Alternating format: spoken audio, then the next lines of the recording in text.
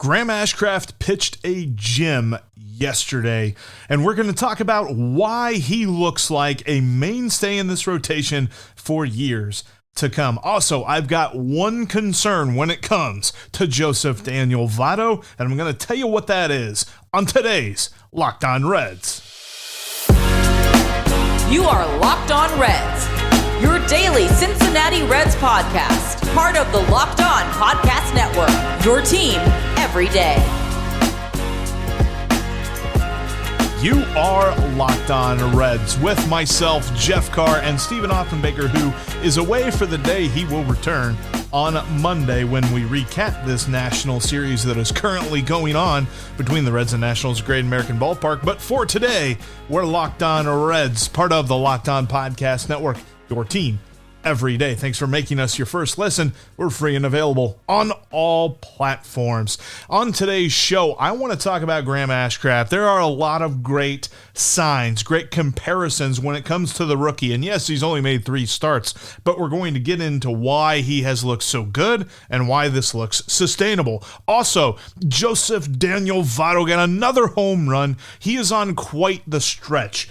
12 games coming off of the COVID IL. Going to tell you about that stretch, going to tell you why I love it, and going to tell you why I'm concerned for Joey Votto for the rest of this season as we move through today's episode. But first, we are going to start with Graham Ashcraft because that was a beautiful performance. 7 innings of beautiful pitching. The one mistake that he allowed there to Josh Bell, a solo shot, but for the most part, just flawless on the day. And the most important part about him is not the ability to strike guys out. He's a little bit different in the way that he has pitched these first 3 games compared to Hunter Greene. Hunter Greene is doing amazing in the strikeout department.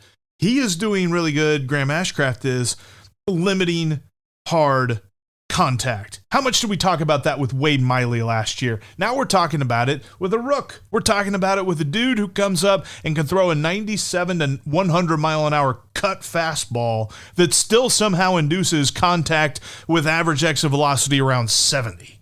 Lots of ground balls too. 58.3% of the balls he's allowed in play have been ground ball variety. Absolutely great numbers when you're talking about the way that he has pitched this season. And he was absolutely confounding Nationals hitters, including Juan Soto, who is a phenomenal baseball player. I don't know if you guys have got a chance to watch him, but Juan Soto can play baseball and he can hit the baseball like nobody's business. Graham Ashcraft absolutely shut him down. I'm loving what Ashcraft is bringing to the table, and we're going to talk a little bit about his future and how the tea leaves look for him going forward. But I want to focus on what he's done in these 3 starts because he has put together an arsenal of 3 pitches that are really working for him. His sinker, his cutter, and his slider are just absolutely phenomenal because you're talking about a fast sinker and a fast cutter. Sinker averages around 96, cutter around 97, and the slider's at 84, which is pretty standard. And really, you like to see that so far as the difference from the cut fastball because they're both going to move in the same direction, but one's going to be a lot slower, and hitters are not going to be able to time it up just right, and that's why you're seeing a lot of just bad swings, a lot of hitting just off the end of the bat, a lot of missed barrels. He does not give up hard contact, and I love to see that. Again, you want to see the strikeout rate come up. His strikeout rate and his walk rate right now are exactly the same, 8.9%. The walk rate is fine. You'd like it to be a little bit lower, but that's not bad at all.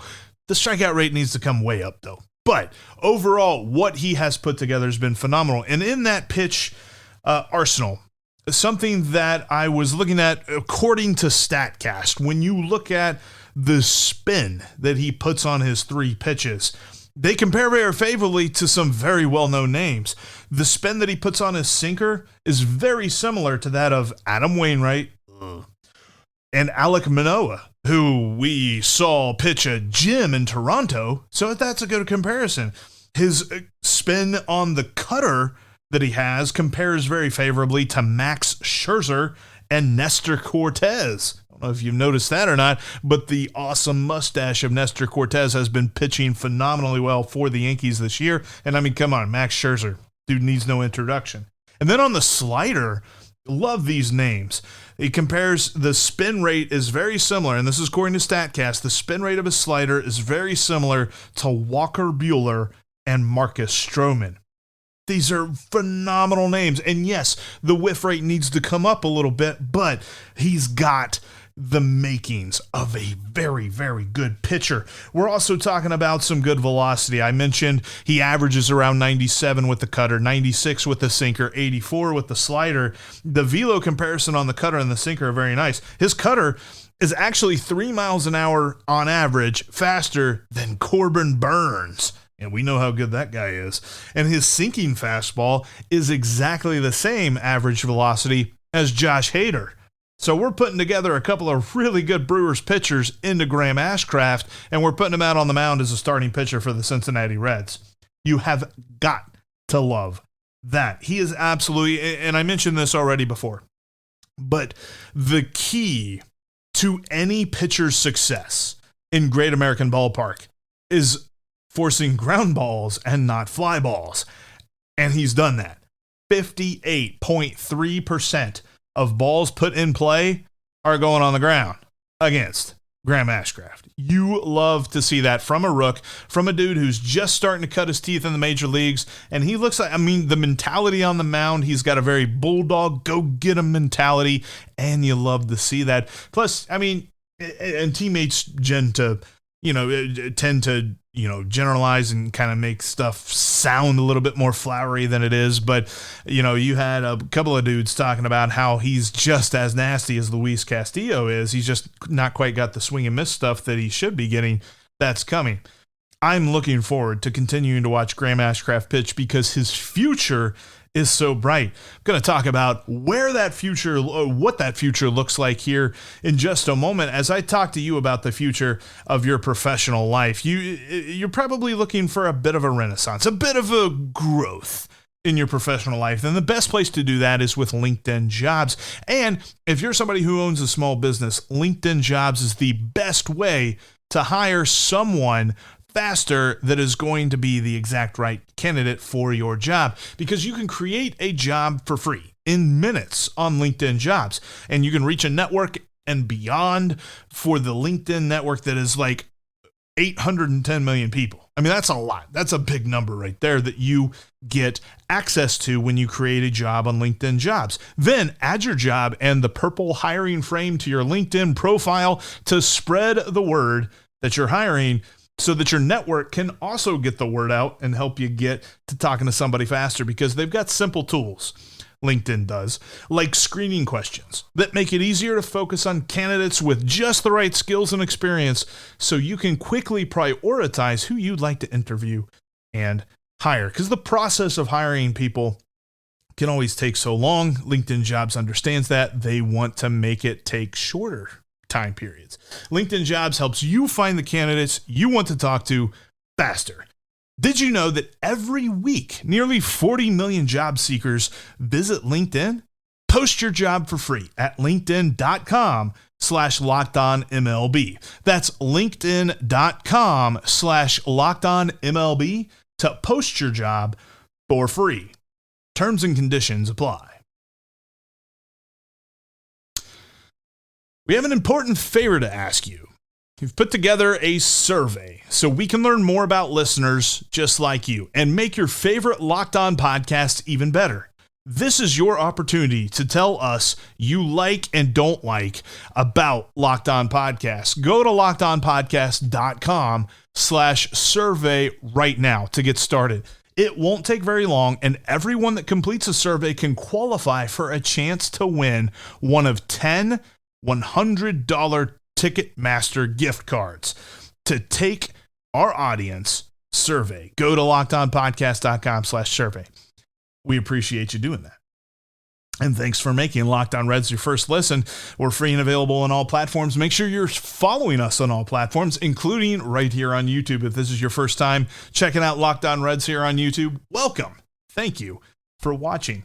I talked about Graham Ashcraft, kind of broke down his profile a little bit, especially the very favorable comparisons for his pitch arsenal. Let's talk about his future, because Graham Ashcraft is a part of this team. is a part of this team's future plans. He is a guy that is going to be an important part of the rotation when they're competitive again in 2024. And he's showing why early on. Like I mentioned, you want to get the whiff rate up, but everything else looks phenomenal. Plus, I love the fact that he slots right in with Hunter Greene and Nick Lodolo. Something Steve mentioned yesterday on the podcast, actually 2 days ago, whenever we were talking about the future of the Reds and the players who are going to be here. We didn't actually mention Graham Ashcraft, although it's very obvious he's going to be a part of this 2024 team. But he mentioned, is Hunter Greene going to be the ace?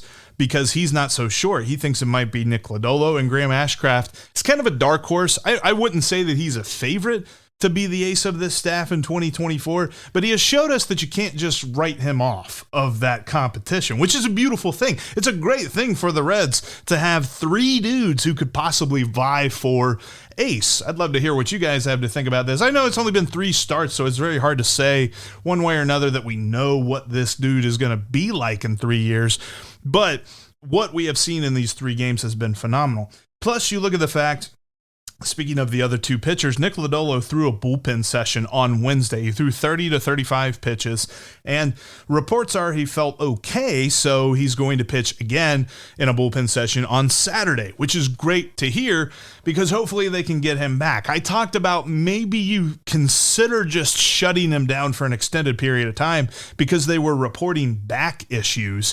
So I want the Reds to be very conservative in their decision making when it comes to Nick Lodolo. But if he continues to pitch in bullpen sessions and he's fine, then that's good news.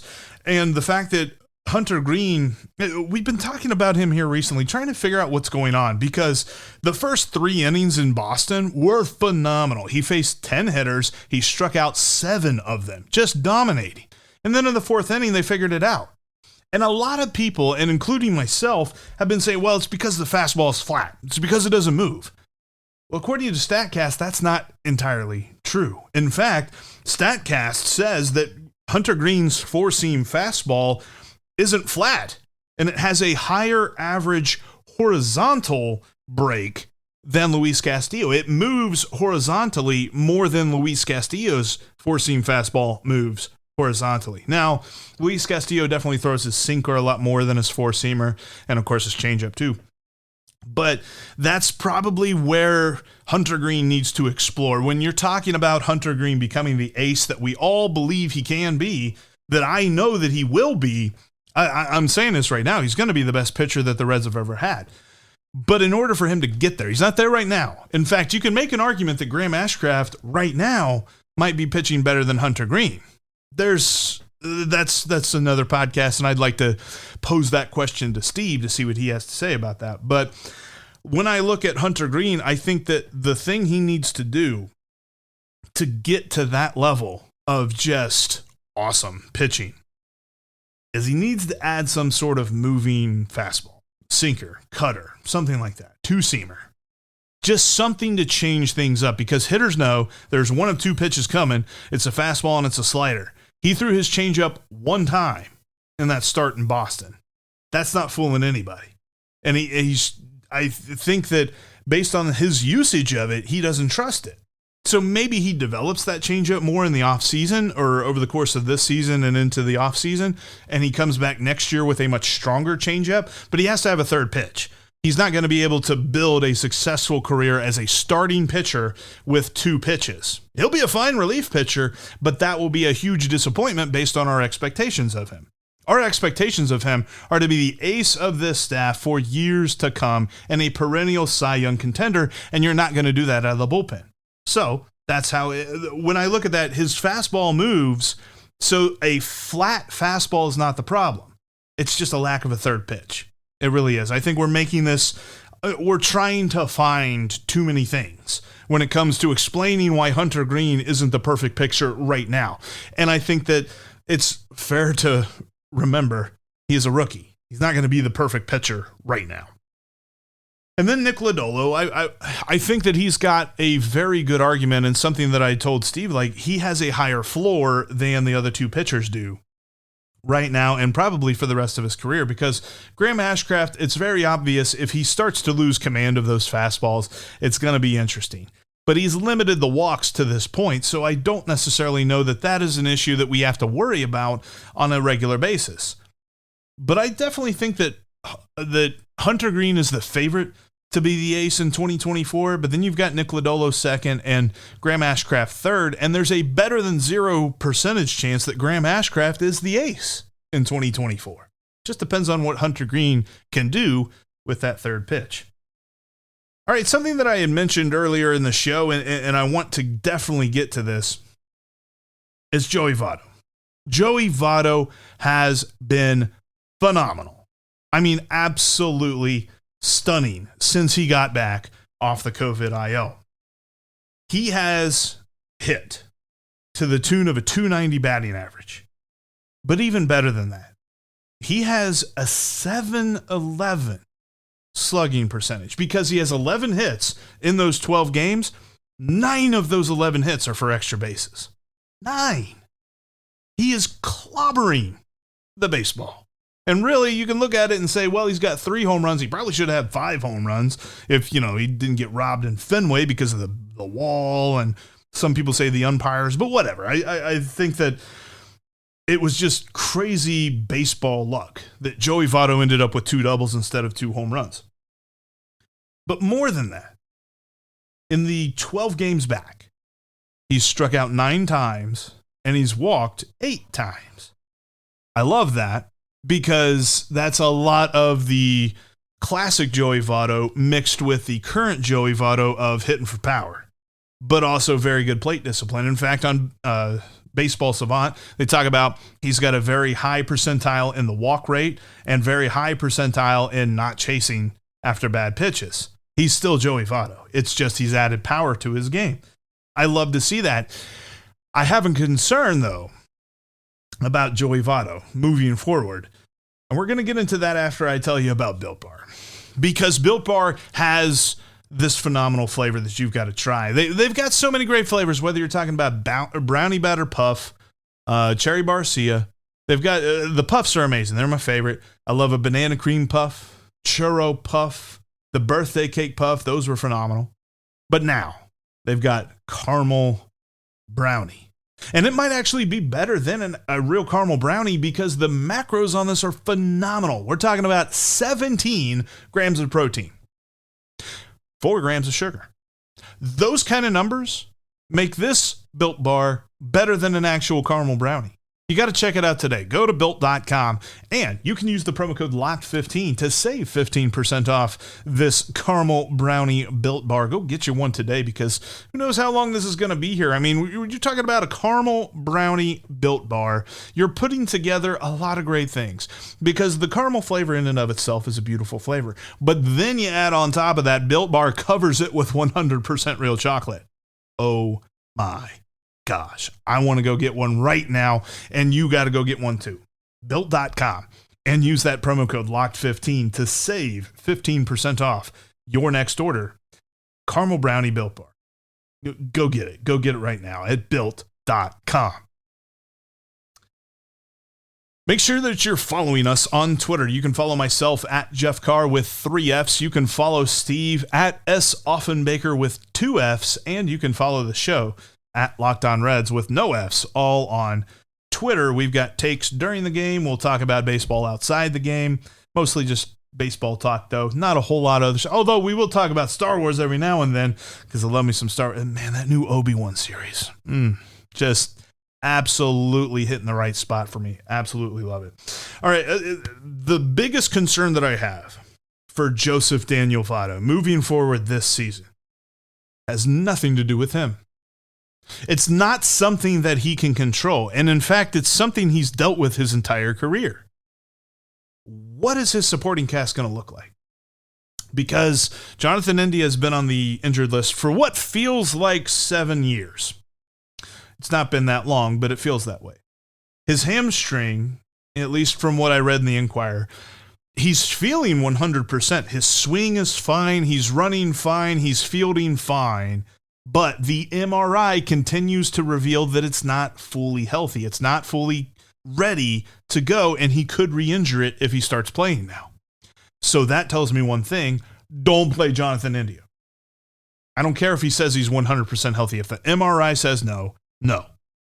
I want him to be 100% healthy for 100% of the time and not risk re-injuring, because if he re-injures this again, like, I don't know if it was a re-injury or if it just wasn't fully healed the first time or whatever that was, but he was back for like a game and a half. He wasn't Jonathan India. He was a shell of himself, and then he went on the IL again. I don't want that, because if that happens, you're probably shutting him down till the All-Star break, if not past that. So I don't want to see that. Get him healthy. Bring him back. But the supporting cast around Joey Votto, who else is going to hit? Joey, it's clear the power stroke is back. It's clear that he is doing what 2021 Joey Votto was doing. We are still seeing this late career resurgence of Joseph Daniel Votto in the batter's box. Everybody else sees that too. And if you're an opposing pitcher and you're looking at a lineup that has Joey Votto and a bunch of guys, are you pitching to Joey Votto? And don't get me wrong, I love Tyler Stevenson, but we've seen Tyler Stevenson needs regular off days. Probably once a week, maybe twice a week. I think once a week is probably enough, but you're still talking about a scenario where there is one game in a week where the only guy you've got to worry about in the Reds lineup right now is Joey Votto. And I understand the Reds are getting timely hitting, but it's not really coming from a consistent source. You're getting guys at the bottom of the lineup. You're getting Albert Almora that's getting some consistent hitting. We've seen Brandon Drury hit a couple home runs, but he's fallen off here recently. Tommy Pham is insert slap joke here. There's just not enough consistency around him to worry opposing pitching staffs. Last year, there was a huge reason as to why Joey Votto did so well. Number one, it's him, obviously. He is back. He's got his swing down. He's got his power stroke down. But when a opposing pitcher is getting ready for the 2021 Cincinnati Reds, they had to worry about a healthy Jonathan India. They had to worry about Jesse Winker. They had to worry about Nick Castellanos. And they had to worry about a Mike Moustakas who's not the shell of Mike Moustakas that he was. And really, he was hurt most of the year, so I don't even know that I count him. But they had to worry about three other dudes. All three of those dudes are gone from this lineup. At least for the time being, Jonathan India is not in this lineup. So why pitch to Joey Votto? And that is my biggest worry when I look at how he can perform the rest of this season. Knowing that other pitchers can just throw around him, just throw balls. And we're going to hear, get ready, you're going to hear some crazy takes of, well, he walks too much. If they're throwing the pitch in the other batter's box, I don't want him lunging at it. I want him taking the walk. So, if you're an opposing pitcher, who else are you pitching to? Who else can step up and be a consistent threat in this lineup? Because I don't have a name for you right now. I'd love to say it's Tyler Stevenson, but you're counting him out for at least one game a week. And we've seen that there are some peripheral numbers that say he's kind of been getting a little bit lucky here recently. Hopefully those peripheral numbers come up and it's just an early season weirdness, because early season baseball stats are so fun to look at because they're so weird. But can he consistently be the guy that causes other pitchers to have to pitch to Joey Votto? And I think he might need one other guy. I don't necessarily know that it's just one, because in years past you had Eugenio Suarez, but people were still pitching around Joey Votto and daring Eugenio Suarez to beat them. So how does that look with this team? Is there two guys that can step up and buoy Joseph Daniel Votto and cause him to actually get pitches to hit again? Because after the Nationals gave up that 3-run home run to him in the first inning yesterday, they weren't touching that strike zone again. And I don't blame them. And I don't know that Josiah Gray or Eric Fetty or Patrick Corbin are really going to give him a lot to hit over the weekend. It's going to be interesting to see. That's my biggest worry when it comes to Joey Votto's performance this year. We'll see who can step up and help him out. in this lineup. That's going to do it, though, for us here today on the Locked On Reds podcast. Thank you so much for watching. Thank you for listening. If this is your first time, make sure you're subscribed. I've got so much daily content, and Steve will be back with me. In fact, next Monday, we will be talking with Josh Neighbors from Locked On Nationals to kind of put a bow on this 4-game set that the Reds and Nationals are playing at Great American Ballpark. That's coming up on Monday. And now, also, thanks for making us your first listen. Go check out Locked On MLB. Sully's got you covered around the league with his unique perspective from baseball present and baseball past. That's Locked On MLB, just like Locked On Reds. Free and available on all platforms. We're going to see what Joey can do. We're going to see what the lineup can do around Joey. But we're really excited to continue watching some Graham Ashcraft as he is pitching very well. And the best place to get your daily Reds updates is right here on Locked On Reds.